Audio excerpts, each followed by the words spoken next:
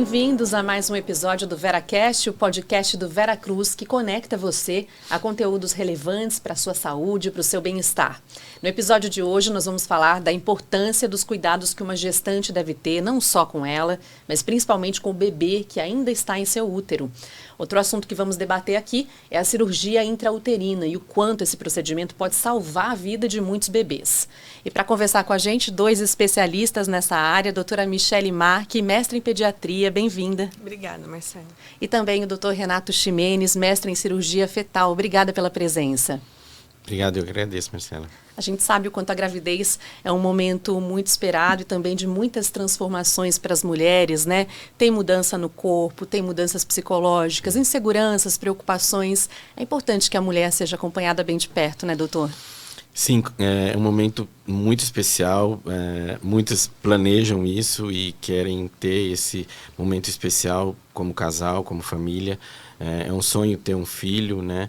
E o objetivo nosso, meu, da Michele, é um acompanhamento integral dessas pacientes, desde o momento que elas planejam até depois do nascimento, e o acompanhamento, né? Eu fico mais na parte de pediatra do feto, e a Marcela depois, a Michele depois ela fica com o atendimento desses nenenzinhos, é o pediatra depois do nascimento. Então, na verdade, esse atendimento conjunto é extremamente importante. Até no momento do pré-natal já é importante também tentar escolher quem vai acompanhar desde o momento do nascimento e depois, porque é muito importante a parte da nutrição durante o pré-natal, a nutrição depois do nascimento. Não é só depois que vai lá no pediatra, né? Isso a Michele vai comentar com vocês, mas essa parte hoje em dia a gente dá muita importância para os exercícios, para a qualidade de vida e para a nutrição dessas mães durante a gestação. Vamos falar um pouco de cada um desses pontos aqui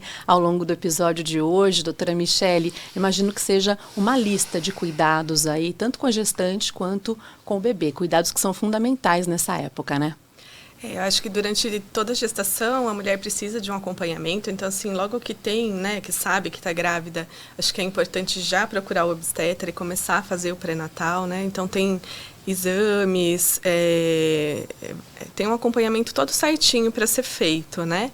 E até uma consulta com o pediatra também durante a gestação é algo importante, porque a gente consegue detectar alguns riscos que o bebê pode ter na hora que vai nascer, né? Alguns cuidados especiais que a gente tem que ter ali nos primeiros dias de vida. Então é importante tanto o acompanhamento com o obstetra, mas para metade da gestação passar com o pediatra para fazer essas avaliações. Mas tem bastante coisa aí para ser feita durante a gestação. Tem até uns nenenzinhos que já têm algumas alterações ou algumas coisas que foram diagnosticadas e que esse acompanhamento com o pediatra já durante a gestação e os médicos correspondentes é extremamente importante para já prever esse nascimento, antecipar, tomar atitudes durante a recepção, né? É um momento que passa às vezes desapercebido, mas a recepção do pessoal da UTI Neo na sala de parto trouxe muita melhoria nos resultados desses nenenzinhos ao longo do tempo. Quando eu comecei, muitos anos atrás, não era tão frequente ter recepção na sala de parto. E muitas pacientes também nasciam sem diagnóstico pré-natal de algumas condições que, se tivessem sido feitas, elas poderiam ter consequências muito menores depois no acompanhamento junto com o pessoal da pediatria e da UTI. Ameniza aí, né, uma série de problemas. Agora, tem mulher que precisa mudar muito os hábitos de vida durante a gestação, tem mulher que consegue manter, bem entre aspas, aquela rotina normal que mantinha antes, né? Isso muda muito de pessoa para pessoa, ou tem uma regra com relação à mudança de hábitos, por exemplo, que são importantes para a mulher durante a gravidez? Como mulher já grávida, já pode falar. Tem algumas coisas que a gente evita na gestação, então o ideal é a mulher que é tabagista, por exemplo, parar de fumar, bebida alcoólica é algo que a gente contraindica na gestação, mas outros hábitos, por exemplo, de exercício físico, eles são até indicados, né, na gestação. Tem alguns cuidados, tem exercícios que em algumas condições não vão poder ser feitos no início, mas não tem muita mudança, né, de hábito. Se a pessoa tem uma vida já saudável, com uma boa alimentação, são poucas coisas que precisa mudar mesmo. O problema maior da mudança é aquelas que não têm o hábito saudável, Isso. que têm um sobrepeso, uma doença como diabetes ou pressão alta, ou que tem um risco familiar, essas pessoas vão ter. E até mesmo a adaptação da mulher na gestação, né? Algumas têm vômitos no início da gestação, podem aparecer diabetes gestacionais durante a gestação. Então, agora, hoje em dia, como ela falou, tem algumas restrições que estão mais clássicas, como o tabagismo e a tolerância zero para o álcool, e estão começando a falar até tolerância zero para o café, ou substâncias que têm cafeína, flavonoides, são substâncias que, em algumas pacientes, podem ter um efeito não tão bom para o nenenzinho, né? Tudo isso para a gente entender porque o neném ele recebe essas substâncias também, né? Que a mãe ingerir. Então, álcool, cigarro, algumas questões assim a gente tem que evitar, né? Tem que evitar e hoje em dia consumo o café zero. tá tolerância zero, álcool tolerância zero, não é nem social, como antigamente. Não, você pode tomar um copo ou alguma coisa. O probleminha é que quando o álcool passa para a placenta e passa para o nenenzinho não tem capacidade de manipular aquilo de alguma forma saudável. E também a gente tem que levar em conta que algumas pessoas na vida adulta têm uma maior sensibilidade ao álcool e outras menos. Então esse nenenzinho pode ser aquele que tem menos capacidade de metabolizar e ele apresentar problemas. Então por isso que talvez é importante até planejar a gestação, para já nem beber quando nem sabe que está grávida e está. E os remédios? Porque tem mulher que já faz tratamentos prévios, né? Sim. Pode adoecer também durante a gravidez, adquirir algum problema e aí precisa de uma medicação. Tem aquele problema da automedicação. Tem remédio também que não pode, né, tomar? Tem várias medicações que não podem usar nem na gestação, nem na amamentação. Então, por isso que é importante ter o obstetra e sempre perguntar, né? Se aquela medicação pode ser usada. Tem adaptações que a gente pode fazer. Às vezes está usando uma medicação que não pode na gestação, aí pode ser trocada por outra. Então, por isso que precisa de um acompanhamento bem próximo assim, do médico obstetra. As medicações de uso psiquiátrico são as mais complicadas, né? Porque muitas vezes a mulher tem distúrbios emocionais que ela precisa daquela medicação. Então isso complica um pouco, mas uma boa relação entre essa equipe que vai acompanhar essa paciente, isso vai ajudar. E aí talvez diminuir alguma dose, nos casos que não se pode retirar isso totalmente, porque também essas medicações não só têm efeitos colaterais para a gente, mas também, obviamente, para o nenenzinho. Então, você tem que balancear isso, porque tem pessoas que têm dependência muito pesada com a parte emocional. E se você tira, isso causa um transtorno muito grande nessa gestação. Então, é complicado. O resto, as medicações de uso de diabetes, pressão alta, elas acabam continuando sendo controladas para aquela gestação e sendo monitoradas, ou seja, a mesma coisa que a Michelle estava falando, você vai dosando, você vai adequando e vendo onde você pode atuar com isso daí, e isso é importante, por isso esse acompanhamento com muita gente tomando conta. Uma equipe mesmo, multidisciplinar, é uma equipe, tudo, né? Hoje é uma equipe. Nutrição é uma coisa que é muito importante hoje na gestação. Antigamente isso era relevado, né? Até mesmo os nenezinhos, né? Antigamente fazia sopa mingau, né? Para o nenezinho ficar gordo e ficar fortinho. Hoje mudou bastante essa... Por falar nisso, falar em antigamente, né? Você comentou aqui, doutora Michelle, sobre a questão da atividade física, né? Gerações passadas diziam que a mulher tinha que fazer repouso absoluto, né? Não podia fazer atividade física. Hoje a gente vê as grávidas na academia, praticando corrida, pegando peso, inclusive, nas Olimpíadas. Tem limite para atividade física ou é liberado, assim, saudável mesmo, 100%? Tudo depende da gestação, né? Tem algumas gestações que a mulher vai precisar de repouso, mas na grande maioria elas vão poder fazer os exercícios, assim. Tem que ter o acompanhamento do obstetra mesmo, que aí ele vai indicar o exercício adequado e geralmente o ideal é fazer também com profissionais, com acompanhamento de profissionais educadores físicos, que hoje eles estudam os exercícios na gestação, os mais adequados, os movimentos que podem ser feitos ou não, dependendo da idade gestacional. Então, é bem o que a gente estava falando, que precisa ter um acompanhamento certinho. Não dá para sair fazendo todos os exercícios sem uma orientação. Porque a gravidez, conforme ela vai crescendo, vai gerando um aumento do útero. E esse aumento do útero causa mudanças não só da parte abdominal, mas também da postura da mulher. Então tem uma época que a mulher vai começar a andar com o pezinho aberto. Porque aquele está sendo solicitado de uma forma diferente. Então, obviamente, tudo isso tem que ser visto. Hoje também as meninas usam muito mochilas na escola. E essas mochilas dão muito desvio na coluna. Então, na gestação, algumas mulheres têm mais dificuldade, mesmo que... E elas não têm esse diagnóstico. A maioria acaba não tendo o diagnóstico de... Se vocês têm filho, façam um raio-x para ver a coluninha, evitar essas mochilas pesadas nas costas. A minha filha tem um desvio grande, ela sofre um pouco, tem que fazer exercícios de correção. E é importante... Acompanhar já olhando lá na frente, olhando, né? Sempre.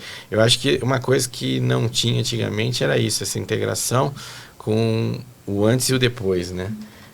Antes, durante e depois. Então, hoje em dia, a gente está tendo muito isso. E, Michele, eu acho que assim, a gente tem um limite como médico e a gente precisa de outras pessoas. Então, por exemplo, na pediatria, eu vejo muito isso de integração com fono, com psicopedagogo, por conta de hoje tem tudo rotulado, né? Tem distúrbio disso, tem distúrbio daquilo, tem não sei o quê, não lê, não fala, cognição. Então, isso são coisas que já durante a gestação, também com a nutrição, você pode tentar minimizar essas alterações que podem aparecer no futuro. Aliás, alimentação e vacinação em dia, né, doutora? É muito importante para garantir essa saúde da mãe e do bebê. É muito importante, né, a mãe ter a carteirinha de vacinação em dia. Isso contribui para a saúde do bebê depois, né? Tem algumas vacinas que são obrigatórias na gestação e a gente tem comprovação já que protege o bebê nos primeiros meses de vida, né? A vacinação correta aí durante a gestação. Então, é bem importante. E a gente orienta também no pré-natal vacinação da família. Então, principalmente as pessoas que vão ter contato com o bebê depois, com o recém-nascido, ter vacinação principalmente contra coqueluche, contra gripe, covid em dia.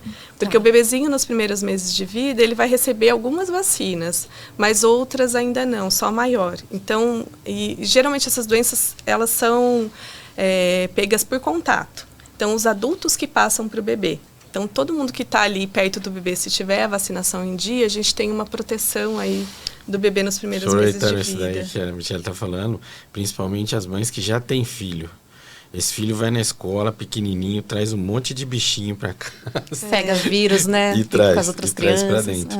E outra coisa, falando que ela comentou a respeito da vacina, hoje em dia o governo tem um aplicativo do SUS, onde você pode registrar essas vacinas. Mesmo que elas não sejam tomadas na rede pública, você pode colocar elas lá dentro e elas ficam registradas. Então, isso é uma forma hoje que a gente tem também de guardar essas carteirinhas, porque muitas mães perdem as carteirinhas. E aí esquece qual vacina tomou.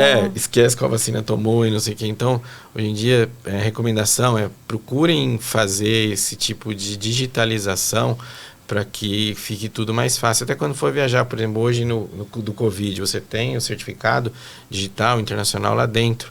E hoje tem tudo lá, como você acompanha, é muito, muito bacana esse aplicativo do SUS para acompanhar isso. Infelizmente, de acordo com a Organização Pan-Americana de Saúde, a mortalidade materna por dia no mundo ainda é muito alta, né? Mais de 830 casos. Vocês estavam falando aqui da importância do pré-natal. Para quem está entrando nesse universo agora, vamos entender o que é exatamente o pré-natal, quando ele deve começar? O pré-natal é esse acompanhamento que a mulher faz com o médico obstetra. O ideal é assim que descobre a gravidez, começar o pré-natal, e ele é feito aí até o bebê nascer. São consultas regulares, né, que tem uma periodicidade, e que aí o médico vai examinar, vai fazer os exames, tem os ultrassons que tem que fazer, e aí vai direcionando a conduta conforme a evolução da gestação. E aí diminui, inclusive, muitos riscos para a saúde da mãe e do bebê, né, doutor? Sim, eu acho que é importante o pré-natal. No passado, ele era feito geralmente a partir do 4º mês. Hoje em dia, não. A gente trouxe esse pré-natal o mais precoce possível, desde o momento do diagnóstico. Antigamente, também o diagnóstico era tardio porque não existiam métodos laboratoriais para fazer esse diagnóstico. Quando a gente fala antigamente, é 30 anos atrás, não é tanto tempo assim. Então, ultrassom de 1974 também é recente. Então, a evolução que a gente tem nesse acompanhamento é muito grande. Eu acredito que hoje a gente tenha um acompanhamento muito bom, mas ele precisa ser feito, como falei, o planejamento. Aí a Michelle comentou a respeito de a partir do momento que está grávida. E hoje em dia, para saber se está grávida, vai na farmácia, pega um teste, faz e já começa. Aí o ultrassom, onde que ele entra? Você fazer um ultrassom para você fazer a confirmação de que existe um bebezinho ali. 1 ou 2 ou 3 ou 4, sei lá, quantos estiverem lá dentro. Mas você já começar isso, você datar, porque é importante. Quando a Michelle vai receber esse nenenzinho, é muito importante que ela saiba qual a idade que aquele nenenzinho tem. Porque para ela receber, ela precisa, eu vou receber um prematuro de tantas semanas, peso tal, eu preciso saber o que está acontecendo. Então, normalmente, ela liga, Renato, quanto está pesando? Qual é a idade estacional? E muitas vezes a grávida não fez um pré-natal de maneira adequada, ela não tem essa informação. Isso também é importante, porque às vezes pode gerar um nenenzinho prematuro que ela está achando que está na data. Uhum. Então é importante datar essa gestação e que o pediatra tenha conhecimento disso, porque também ele vai classificar esse nenenzinho, se é um nenenzinho que está com o peso adequado, se é um nenenzinho que o peso é abaixo da média, porque a família é pequena, ou se é um neném que vai ser grande, porque também tem o diabetes gestacional. Então, o acompanhamento hoje, que era no 2º e 3º trimestre, ele passa o 1º trimestre ser um dos períodos mais importantes nesse possível previsão de problemas que podem aparecer na gestação e você tentar evitá-los. E é possível também aí adotar algumas medidas a partir do diagnóstico, como, por exemplo, existe a cirurgia intrauterina, que é um assunto que a gente queria falar aqui hoje. Um procedimento importante, pode salvar a vida de muitos bebês. Pode explicar para a gente como é que funciona essa cirurgia? É uma cirurgia que acontece com o bebê ainda lá na barriga da mãe, né? Isso é uma coisa que quando eu estava na faculdade, há 30 anos atrás, nunca imaginava, e meu pai muito menos, que era obstetra, tinha o útero é um ambiente sagrado, você não podia fazer nada lá, tomar maior cuidado. Quando a gente ia fazer uma amniocentese para estudo genético, já você vai colocar uma agulha dentro do útero e não sei o quê, isso guiado pelo ultrassom. E aí de 2002, mais ou menos 2000, início dos anos 2000, algumas cirurgias, como da correção da espinha bífida, um defeito que aparece na coluninha do nenenzinho, eles começaram a ser feitos. Aqui em Campinas, foi o primeiro centro na Unicamp que realizou a primeira cirurgia. A cirurgia teve que ser parada até que se fizesse um estudo que comprovasse que a cirurgia ela poderia causar um benefício para esses nenenzinhos. Então, hoje em dia, você só entra ou você só propõe uma cirurgia quando existe um benefício a esse nenenzinho. Quais tipos de problemas podem ser corrigidos com o bebê ainda no útero? Hoje em dia, a gente faz... O que a gente opera mais no hospital lá no Veracruz são os nenenzinhos com defeito na coluna, que é a espinha bífida, mielomeningocele.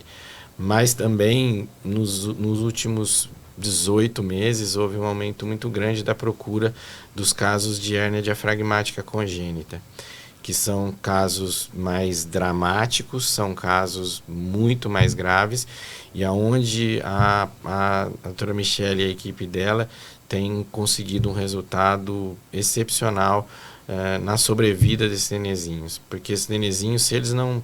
que são candidatos a essa cirurgia de correção de hérnia diafragmática ou tratamento, na verdade é um tratamento para correção pós-natal, se não fizer nada, a chance deles sobreviverem é de 10%. E aí também a qualidade de vida dessa criança depois, né, doutora, se observa que quando se faz uma cirurgia bem sucedida ali no útero, essa criança vive melhor depois. No caso das hernias diafragmáticas, às vezes se não fizer a cirurgia intraútero, a criança não tem nem chance de sobreviver. Tá. Né? E das cirurgias de mielomeningocele, melhora muito a qualidade de vida depois, que diminui o risco principalmente de hidrocefalia, que é um acúmulo de água, né, dentro do cérebro, diminui muito se a cirurgia já é feita dentro do útero. Então, muda muito a qualidade de vida e a chance de sobreviver. Então, faz muita diferença. Explica pra gente, porque tem essa curiosidade, né? Como é que ela é feita? Deve ser muito delicada, é pouco invasiva? Como é que funciona? Ela, de certa forma, ela é invasiva, porque você vai ter que abordar o nenenzinho. Mas existem duas formas, né? No caso da correção da espinha bífida, que tem um defeito que você tem que corrigir, você tem que operar aquela coluna. Então, você tem uma técnica que é a clássica, antiga, que a gente começou lá no Veracruz já há alguns anos atrás, acho que 5, 6 anos atrás, que a gente expõe o útero para fora, coloca o útero da mãe como se fosse uma cesárea, expõe o útero e faz uma incisão de 4 a 6 centímetros no útero. Tem um corte, então. Tem um corte no útero, você abre e o neuro opera aquela coluna. Já há alguns anos, uns 4 anos, 3, 4 anos, nós implementamos no Veracruz também uma técnica que a gente chama híbrida, onde a gente expõe o útero, mas a gente não abre o útero, a gente entra com uns canais de trabalho de 3 milímetros, 4 milímetros e opera esse nenenzinho como se fosse uma laparoscopia de operação de vesícula. E a gente não abre o útero. E isso também tem mostrado resultados similares à técnica aberta. Então, a gente tem 2 pacientes nessa cirurgia.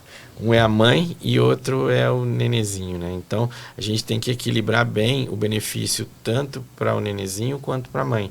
Então, quando a gente faz a técnica aberta, existem alguns probleminhas que podem atrapalhar essa mãe, como ela ter que só fazer cesárea, ela, numa gestação posterior, ela tem que ter um cuidado mais redobrado com o local onde foi feita essa cirurgia, e já na outra não, ela pode ter até parto normal. A gente tem conseguido que essas mães cheguem até 38, 39 semanas. Então a gente está equilibrando e melhorando. Obviamente, com o número de casos aumentando, o instrumental cirúrgico e talvez até a robótica num futuro mais breve, a gente possa ter resultados cada vez melhores para fazer essas técnicas. E vai avaliando ali o benefício e o risco do procedimento, né, doutor? Em termos, só complementando o que a Michelle falou, da cirurgia de espinha bífida, o benefício maior dela, ou seja, o primário dela, é o que a Michelle comentou a respeito da hidrocefalia, da dilatação. Esses nenezinhos, quando eles têm que usar a válvula depois do nascimento, e muitos têm que usar, nos primeiros 2 anos, a chance deles morrerem por infecção é de quase 50%. Então, quando você faz uma cirurgia dessa, em que você diminui o risco em quase 60%, 80% dele ter que usar essa válvula, você está diminuindo esses nenezinhos que iam morrer nos primeiros 2 anos. E esse acompanhamento com as crianças passa a ser mais próximo ainda, né, após o nascimento, depois de uma cirurgia como essa? Normalmente, se eles nascem, né, no tempo certo, aí não nasce prematuro. Isso aqui a gente dá trabalho para ela. Se não nasce prematuro, eles passam um curto período ali com a gente na UTI neonatal e depois fazem um acompanhamento com o pediatra, mas tem que ser um acompanhamento mais próximo, né, pensando aí nas consequências. E aí eu tenho pediatra, tenho uropediatra, tenho ortopedista pediatra, tenho gastropediatra, tem um time que vai tomar conta. Porque uma grande equipe mesmo. Não é uma cura que você faz, porque aquele nervinho que era para ir para um determinado lugar não foi, ele subiu, foi para outro. Então ele não reconecta no que ele... Mas você consegue que eles melhorem. Então o nenezinho que tinha um defeito que a gente chama de nível...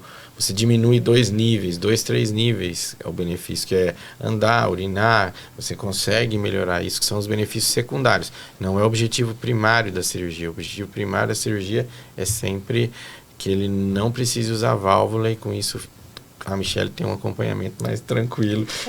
Todos esses bebês que têm malformações congênitas, então essas malformações que já vêm, né, da gestação, eles precisam de uma equipe multidisciplinar, assim, para acompanhar depois. Tá. Olha, a gente trouxe tanta informação aqui, né? Tanto conteúdo para as mães, para os pais ficarem atentos com relação a esse acompanhamento da gestação, os cuidados com os bebês, né? Queria pedir para que vocês deixassem, então, um resumo de quais são os cuidados principais que essa mulher precisa ter ao longo da gestação para garantir que ela tenha mais saúde e a criança também, doutora Michelle. Eu acho que é bem o que o Dr. Renato falou. O ideal sempre numa gestação é você conseguir planejar, você começar um planejamento antes, então fazer o seu acompanhamento com um obstetra antes, já se preparar, então estar num peso adequado, ver se não tem nenhuma comorbidade, né, hipertensão, que precise ser tratada antes. A gente tem algumas vitaminas que precisa usar antes da gestação, idealmente. E aí, depois, assim que descobre que está grávida, fazer o pré-natal de forma adequada, né? Lá no início, ir nas consultas, fazer os exames, fazer os ultrassons, que é através deles que a gente consegue fazer o diagnóstico dessas doenças que o Dr. Renato falou que podem ser operadas dentro do útero, né? Então, acho que o mais importante é fazer um acompanhamento pré-natal, ter hábitos de vida saudável, né? Então, evitar aí o cigarro, as bebidas alcoólicas e ter uma boa alimentação. Acho que isso que é o mais importante. Tudo isso, né? Tudo bastante isso. coisa. Doutor Renato, quer acrescentar algum ponto? Na verdade, o que a Michelle falou é importantíssimo. Eu brinco que é como quando a mulher ela vai casar. Ela emagrece, ela fica magrinha, ela faz ginástica para ir lá tirar foto super bonita no casamento. A gestação é a mesma coisa, ela tem que, óbvio, você vai ter as surpresas, as gestações que você não planejou, mas quando você pode planejar, isso é melhor, porque você já vai ter hábitos, no momento que você engravidou, você vai estar fisicamente mais bem preparada, porque a gravidez é um momento de exigência física da mulher, vai ter um outro serzinho ali dentro, inserido ali dentro. E a relação desse nenenzinho com a mãe nem sempre é tão, assim, tranquila. Às vezes, por exemplo, você tem uma mãe que é O negativa, o pai é O positivo, um não gosta do outro ali dentro, tem reações. Aquela gestação pode causar um aumento da pressão e aí você começa a tratar isso cedo, você tem essa mãe comendo bem, você tem essa mãe suplementando com algumas vitaminas para que ela evite alguns problemas. Então isso tudo é muito importante. Começar isso o mais precoce possível. Se não for planejado, que logo que descubra a gravidez, ela já procure um médico e esse médico possa orientá-la a fazer isso. E eu acho que a parte da nutrição, que vem sendo um pouco relegada, ela seja complementada por profissionais adequados. Profissionais dessa área que possam orientar essas mães, porque a gente tem hoje um problema, principalmente na população de mais baixa renda, de um consumo excessivo de carboidrato, e isso eleva muito a obesidade. A obesidade é um fator que aumenta o risco de diabetes, aumenta o risco de pré-eclâmpsia e aumenta a internação na UTI dela. Aumenta o risco de prematuridade. Afeta a saúde dela e do bebê, né? E logo que a criança nasce, doutora, quais são os principais cuidados com esse bebezinho lá em casa, quando chega em casa? Eu acho que o mais importante nessa primeira semana de vida assim, que a gente tem que focar mais na nutrição do bebê. Então, eu acho que é muito importante ter um acompanhamento da amamentação, do aleitamento materno. Acho que é uma das coisas mais importantes para o bebê. É um momento normalmente de novidade, né? Assim, principalmente as mães de primeira viagem, né? O primeiro filho, ela está se tornando mãe. São muitas mudanças na rotina, são muitas... Sem manual de instrução, né? Não tem manual tudo de instrução. Novo para a família tudo toda. novo para a família. Então, muda a rotina, tem muita mudança emocional também, né? Na mãe, na família. Privação do sono, né? Que Exatamente. É uma reclamação. Então, é um momento, acho que, de ficar muito ali em família, de ter uma rede de apoio também, porque é um momento cansativo. E de ficar mais em família e de ter assim, um pouquinho mesmo de rede de apoio de outros familiares que estão ali para ajudar. Eu acho que tem que focar bastante na amamentação, tem que evitar assim, muitas visitas, né, de pessoas de fora, assim, ali do núcleo familiar. O bebezinho, ele é imaturo, tem uma imunidade imatura, então visitas principalmente das pessoas doentes, né, que tem algum sintoma, principalmente respiratório, a gente tem que que evitar, mas eu acho que o foco é ali na amamentação, nessa primeira semana. E evitar essas visitas, inclusive, até o bebê estar vacinado, né? O ideal, até o 3º mês, a gente ficar um pouco mais restrito, porque a imunidade do bebê está em formação e ele também não tomou todas as vacinas, né? Ele até o 3º mês vai tomar as primeiras doses das vacinas principais, mas ele ainda fica exposto a outras doenças que só toma vacina mais para frente. E a imunidade do bebê ainda não está pronta. Então, a resposta do bebê a uma doença, um bebê de poucos dias que pega um resfriado, é uma coisa muito mais grave do que um bebê de 6 meses. Então, a gente tem que focar na imaturidade mesmo do sistema imunológico do bebê. Olha quanta dica importante para absorver, para refletir sobre, né? No podcast de hoje a gente viu que realmente ser mãe é uma jornada de autoconhecimento, que a mulher descobre o quanto precisa ser forte para cuidar de si mesma e também daquela vida que está junto com ela o tempo todo. Eu acredito que muitas mães vão se identificar com o que a gente falou aqui e isso só foi possível porque a gente contou com o conhecimento da doutora Michele, do doutor Renato. Doutora Michele, muito obrigada pela participação, viu? Obrigada a você pelo convite. Obrigada, doutor Renato. Agradeço esse convite e esperando novas oportunidades de vir aqui para poder ajudar as gestantes e futuras famílias. Combinado, então. A gente vai ficando por aqui, agradecendo novamente a audiência de vocês que nos acompanham pelas redes sociais. Aliás, compartilhe os nossos conteúdos com a sua família, com seus amigos. Participe também dando sugestões de temas para os próximos episódios do VeraCast. Eu te espero na terça que vem, às 8 da noite. Um grande abraço.